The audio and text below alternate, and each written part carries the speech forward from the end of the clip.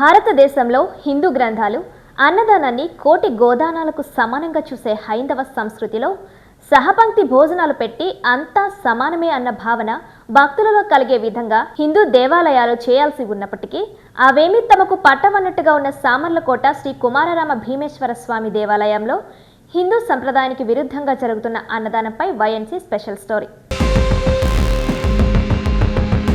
హిందూ సంప్రదాయంలో ముఖ్యంగా హిందూ దేవాలయాలలో అన్నదానం అనేది ఒక పవిత్రమైన యజ్ఞంలా భావిస్తారు.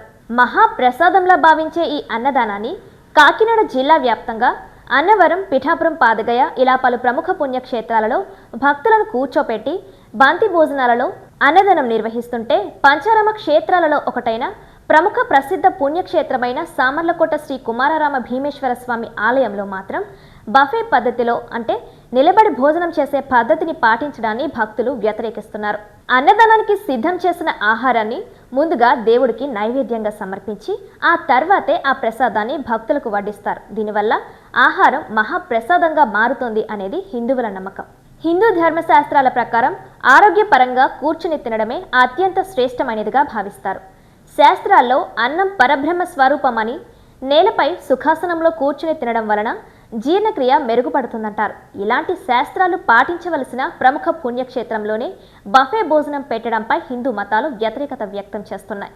అంతేకాకుండా ఆ ఆలయంలో సరైన పద్ధతిలో పూర్తిగా ప్రసాదం కూడా లభించదని, పక్కనే ఉన్న ప్రైవేటు అన్నదానం సత్రమే బాగుంటుందని స్థానికులు చెబుతున్న పరిస్థితి నెలకొంది. అన్నదానం నిర్వహించే ప్రదేశంలో ప్రత్యేకమైన మండపాలు ఉన్నప్పటికీ వాటిని కొంతవరకు వాడడం, మిగిలినది బఫే భోజనం పెట్టడంపై సర్వత్రా విమర్శలు వ్యక్తమవుతున్నాయి. అంతేకాకుండా దేవాలయంలో పూర్తిగా ఏ రోజు అన్నదానం జరగలేదని, ఆ పక్కనే ఉన్న అన్నదాన సత్రంలో మాత్రం పూర్తిగా భోజనం దొరుకుతుందని అక్కడ చుట్టుపక్కల వారు చెప్పడం గమనార్హం. భోజనం కూడా ఏది తింటే వాళ్ళకి అది తిన్నాం అనుకున్న వాళ్ళకి ఏది అంటే అది అమ్మ డబ్బులు అమ్మ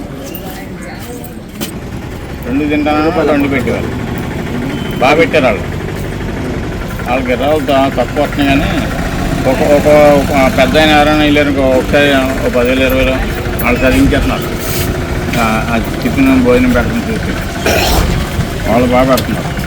అక్కడ కూడా చిన్నోళ్ళు 100-200 రాసిపోతున్నారు కానీ మైక్లు అనవసలేదు. దీనికి అంటే మైక్ చేయరు, ప్రక్షిపిస్తున్నారు అంతే. సామర్లకోట కుమారరామ భీమేశ్వర స్వామి ఆలయంలో జరుగుతున్న ఈ ఆధునిక పద్ధతి కాకుండా సంప్రదాయ పద్ధతిలో అన్నదానం నిర్వహించాలని భక్తులు, హిందూ సంఘాలు కోరుతున్నాయి.